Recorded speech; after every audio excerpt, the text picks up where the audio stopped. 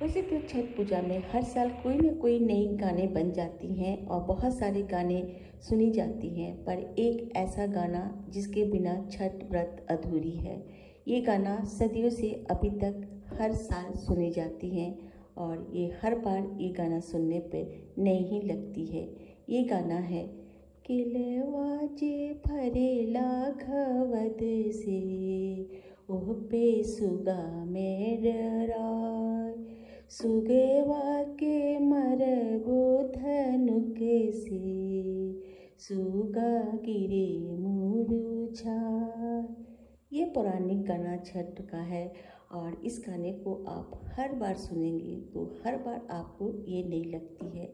Hello friends, सुकून दो पल में आप सभी का बहुत बहुत स्वागत अभिनंदन है। आज का वीडियो छठ व्रत के ऊपर है। आज आप इस वीडियो में जान पाएंगे कि छठ पूजा क्यों की जाती है और इसमें किस भगवान की आराधना की जाती है, इसमें क्या क्या फल फूल चढ़ते हैं और कौन सा फूल छठी मैया को चढ़ाना चाहिए, सारी जानकारी आपको इस वीडियो में मिल जाएगी। बिहार में सबसे पहले छठ व्रत की शुरुआत हुई थी और वहाँ की छठ व्रत जो है बहुत ही अच्छे से एक अनुशासन में और श्रद्धा के साथ मनाई जाती हैं। तो उन्हीं के छठ व्रत का मैं इस वीडियो में चर्चा करने वाली हूँ, ताकि आप अगर नए व्रती हैं, छठ उठाना चाहते हैं या छठ पूजा के बारे में बहुत ही गहरी जानकारी जानना चाहते हैं तो ये एक वीडियो आपके लिए काफ़ी है। छठ व्रत केवल बिहार तक ही सीमित नहीं है, ये झारखंड, एमपी, यूपी, यहाँ तक कि विदेशों में भी छठ व्रत की जा रही है, यानी ये एक ग्लोबल फेस्टिवल हो गई है। छठ व्रत को आप ध्यान से इसके विधि विधान को देखेंगे दोस्तों तो पाएंगे कि हम लोग जो कुछ भी है नेचर के बल पे हैं और छठ व्रत के द्वारा हम लोग उन्हीं के दिए हुए चीज़ों से उनको श्रद्धा और प्रसाद के रूप में, पूजा के रूप में उन्हें अर्पित करते हैं। छठ व्रत में छठी मैया और उगते हुए और डूबते हुए दोनों ही सूर्य की पूजा की जाती है। छठ एक ऐसा व्रत है जिसे आप बिना पंडित के भी कर सकती हैं, चाहे आप शिक्षित हो चाहे अशिक्षित। इसमें किसी तरह का मंत्र जाप की ज़रूरत नहीं पड़ती है।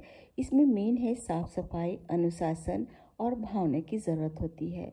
आप भाव से प्रसाद तैयार करें, पूजा की तैयारी करें और अर्घ्य दें तो भगवान इसे स्वीकार कर लेते हैं। ऐसी मान्यता है कि जिस किसी की भी संतान नहीं होती हैं तो छठी मैया उसको संतान देती हैं, जिसको धन की ज़रूरत है उसको धन देती हैं, जिसको ओहदे की ज़रूरत है उसको ओहदे देती हैं, यानी छठी मैया सब कुछ आपको देती हैं। तो सबसे पहले जानते हैं कि ये छठ व्रत किया कैसे जाता है। दरअसल छठ व्रत एक दिन का नहीं, ये 4 दिन का विधि विधान की व्रत होती है। सबसे पहले इसमें होता है नहाए खाए और दूसरे दिन होता है खरना, तीसरे दिन शाम को उगते हुए नहीं ढलते हुए सूर्य को अर्घ दी जाती है और नेक्स्ट मॉर्निंग उगते हुए सूर्य के अर्घ देने के साथ साथ छठ पूजा की समाप्ति होती है।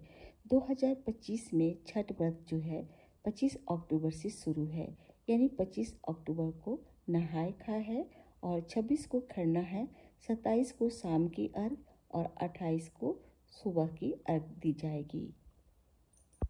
छठ पूजा की पहला दिन है नहाए खाए। नहाए खाए इसलिए बोला जाता है क्योंकि इस दिन सबसे पहले व्रती नहा के खाना बनाते हैं और उसके बाद ग्रहण करते हैं, इसलिए इस दिन को नहाए खाए कहा जाता है। व्रती को खाना जो है इस दिन चावल, दाल और लौकी की सब्जी बनानी पड़ती है।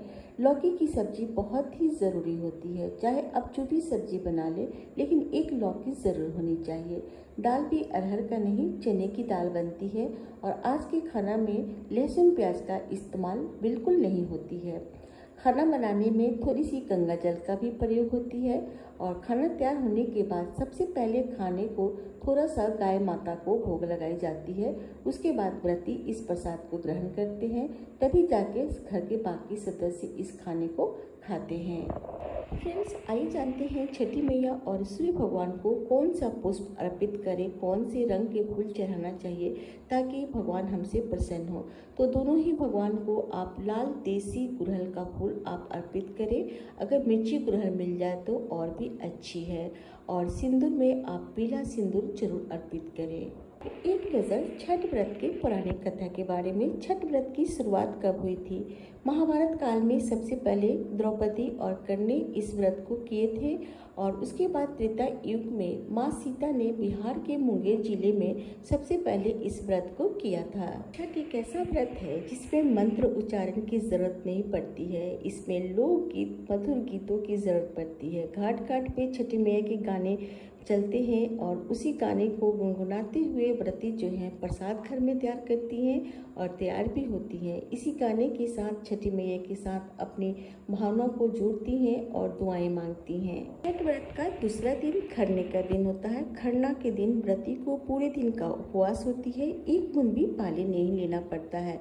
शाम के वक्त व्रती अच्छे से नहा धोवा के प्रसाद तैयार करते हैं जो कि मिट्टी के खास चूल्हे पे बनती है। प्रसाद में इस दिन रोटी और खीर बनती है। खीर चावल, गुड़ और गाय के दूध से तैयार की जाती है। चावल में भी एक साठी का चावल आती है, उसको थोड़ा सा चावल डालना बहुत ज़रूरी होती है। बासमती चावल के साथ मिला के ये खीर तैयार की जाती है। रोटी बनाने के बाद खीर लगा दी जाती है। रोटी, खीर और पके हुए केले, मूली और कच्ची अदरक के साथ इस व्रत को किया जाता है। पहले अग्नि को प्रसाद ग्रहण करते हैं, उसके बाद थोड़ी सी भाग निकाल के गाय को दी जाती है, तब जाके व्रती जो है इस प्रसाद को ग्रहण करते हैं। प्रसाद ग्रहण करने के बाद घर के अन्य सदस्य इस प्रसाद को लेते हैं। खरना के रात में ही अर्घ के लिए प्रसाद भी तैयार करनी होती है। प्रसाद में गेहूँ और गुड़ से बनी हुई ठेकुआ तैयार बनती है, जो कि ठेकुआ शुद्ध घी में बनाई जाती है।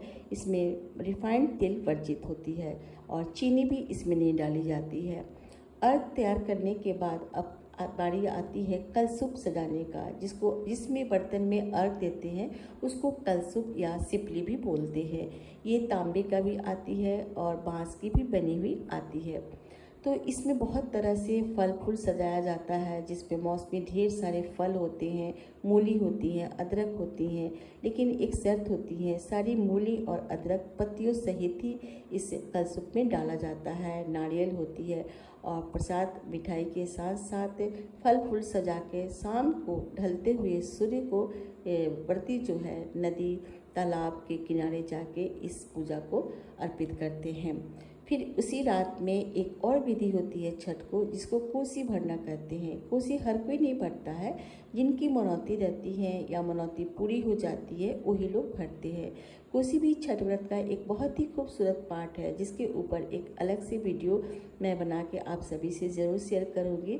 ये एक ही वीडियो में छठ के सारे विधि विधान को बनाना, वीडियो को बहुत ज़्यादा लंबा करना है। तो दोस्तों आप इंतज़ार कीजिए नेक्स्ट वीडियो आने का। इस वीडियो में मैं छठ व्रत कैसे किया जाता है उसकी जानकारी मैं बता रही हूँ। तो इस तरह से शाम को अर्घ दे दी जाती है, फिर रात में कोसी भरते हैं। उसके बाद रात में ही सुबह की जो अर्घ होती है उसी कलशुप में दी जाती है, लेकिन उस कलशुप की जो ठेकुआ होती है उसको चेंज कर देते हैं। मॉर्निंग के टाइम में उसी कलशुप से फिर अर्घ दी जाती है, बाकी के फल फूल वही रहते हैं। इस तरह से छठ व्रत की पूजा जो है उगते हुए सूर्य को अर्घ देने के साथ समाप्त हो जाती है।